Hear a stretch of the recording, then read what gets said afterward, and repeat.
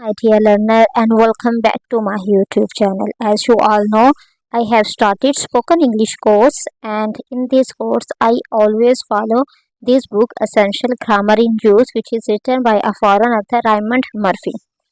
तो आज का जो मैं लेक्चर जब तैयार कर रही थी तो मैंने ये बुक को खोला, मैंने देखूं कि इसके अंदर ये वाला रूल है, तो मैं आपको इसके अंदर एग्जांपल दूँ तो मुझे थोड़ी सी हैरानगी हुई कि ये वाला रूल जो था स्टेट ऑफ पोजेशन का, इसके अंदर लिखा ही नहीं हुआ था। लेकिन मुझे पता है ये एक इंग्लिश ग्रामर में एग्जिस्ट करता है ये रूल, तो इस वजह से मैंने सोचा कि आपको ये भी बताऊं कि ये चीज़ भी है। अगर इस बुक में नहीं तो इसका मतलब है कि हमने क्या पढ़ने ही नहीं है, ये भी एग्जिस्ट करता है ये रूल भी ग्रामर में, स्पोकन में तो बहुत या इम्पोर्टेंट है ये। तो मैंने सोचा कि मैं आपके साथ ये शेयर करूँ। जो मेरी पिछली क्लास थी मैंने उसमें बताया था स्टेट ऑफ पोजेशन क्या चीज़ है, ठीक है जी, उसकी कितनी कैटेगरीज होती है और वो किस तरह हम लोग करते हैं। ये देखें, ये तो बीइंग है। स्टेट ऑफ पोजेशन जो था वो था कल वाला, और उसकी मैंने कैटेगरीज आपको बताई थी कि कौन कौन सी हैं और किस तरह हम स्टेट ऑफ जो पोजेशन है उसको आइडेंटिफाई कर सकते हैं। आज जो हमारा जो लेक्चर है वो स्टेट ऑफ पोजेशन है, लेकिन नेगेटिव सेंटेंसेस में इसको किस तरह बनाते हैं। देखिए जी, जो स्टेट ऑफ पोजेशन वो मैंने आपको बताया था कि जब कोई चीज़ हमारी मलकियत होती है, ठीक है।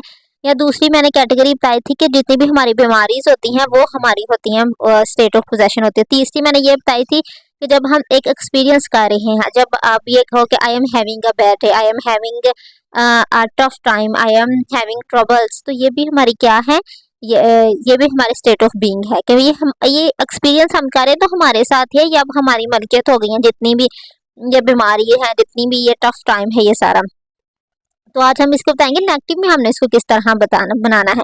नेगेटिव के लिए आप ये एक असूल याद रखिए, बहुत ज़्यादा लोग, स्टिल मैं भी अभी तक इसमें कंफ्यूज हो जाती हूँ कि जब भी हमने नेगेटिव में स्टेट ऑफ पोजेशन को हमने जाहिर करना है ना, ये देखिए मेरे पास पेन नहीं है, ये एक हमारे पास जुमला है, तो इसमें इसका स्ट्रक्चर क्या होता है, सब्जेक्ट है, उसके बाद डोंट, क्यों, क्योंकि आई है ना, आई वी ते यू के साथ क्या आता है, डोंट आता है, और ही शीट के साथ क्या आता है, डज। ठीक इसी तरह हम लोग इसको ही फॉलो करेंगे कि अगर आई वी ते यू है तो डोंट लगाएंगे, ही शीट है तो डज लगाएंगे। अगर ये प्रेजेंट में है तो स्टेट ऑफ प्रेजेंट किसका है, ये प्रेजेंट इंडेफिनिट का है जी, ये भी याद रखना है। अगर प्रेजेंट में तो हम कह रहे हैं मेरे पास पेन नहीं है, सीधी सीधी बात है, हम मलकियत को शो कर रहे हैं तो हम क्या करेंगे, आई डोंट हैव का मतलब होता है मलकियत, मेरे पास होना। I don't have a pen, मेरे पास एक पेन नहीं है।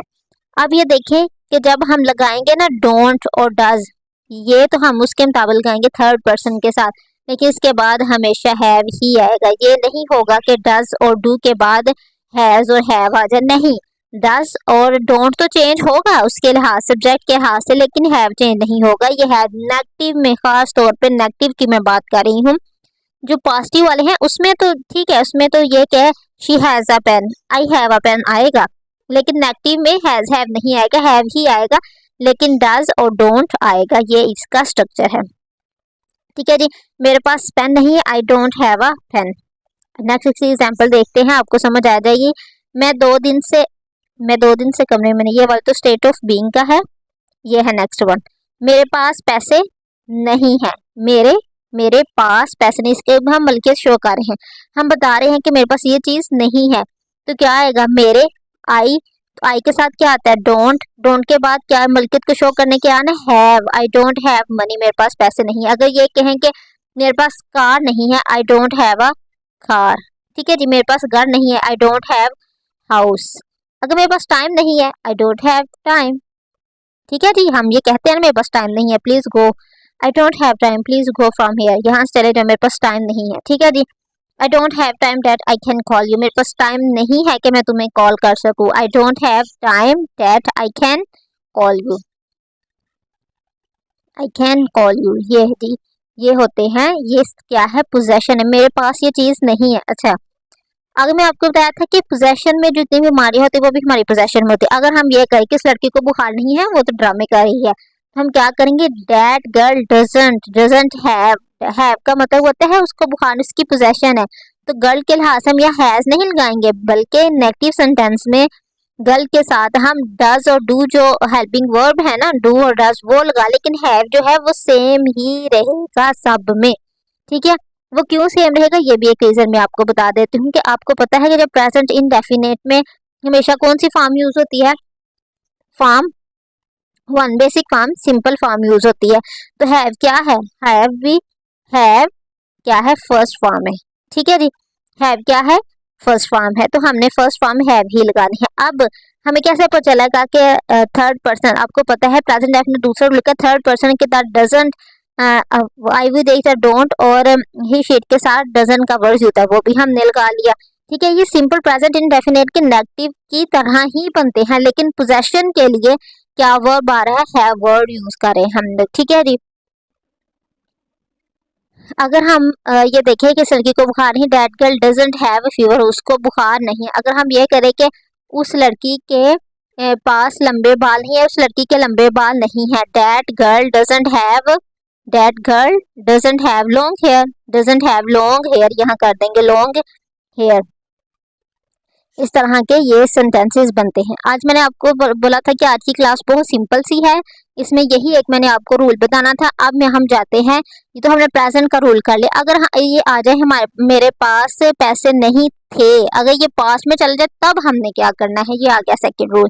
देखो, मेरे पास पैसे नहीं थे, आई के बाद हमने क्या लगाना है, पास्ट के लिए जो हम नेगेटिव के लिए क्या यूज करते हैं, डिंट, आई डिंट यहाँ लगा देना, I didn't have, I didn't have money, इसके साथ भी हैव ही आना है। आई डिंट हैव, मेरे पास पैसे नहीं थे, उस लड़की को बुखार नहीं था, दैट गर्ल डिंट, यहाँ डू और डज की तरह नहीं होता, ये डिंट होता है, सबके लिए डिंट ही यूज होता है। That girl didn't have fever, didn't के बाद क्या आना है, हैव ही आना है पोजेशन को शो करने की। That girl didn't have fever, उस लड़की को बुखार नहीं था। ठीक है जी, ये हो गया इसका प्रेजेंट का और पास्ट का। तो मेरे पास पेन नहीं था, ठीक है जी, मेरे पास पेन नहीं था, तो क्या लगाएंगे हम यहाँ, आई डिंट। ठीक है जी, आई डिंट हैव पेन, मेरे पास पेन नहीं था, ये हो गया जी। सिंपल के लिए हम डू और डस वो हमें सब्जेक्ट के साथ चेंज करना है, लेकिन पास्ट में जो है वो सब्जेक्ट का कोई अमल दखल नहीं है इसमें। पास्ट के लिए हम लोग डिंट का वर्ड ही यूज करेंगे और साथ हैव ही आएगा, हैज नहीं आएगा, सबके साथ हैव ही आएगा। आई डिंट हैव पेन, मेरे पास पेन नहीं था। आई होप कि आज की क्लास आपके लिए बेनिफिशियल होगी। प्लीज लाइक और subscribe, thank you for watching.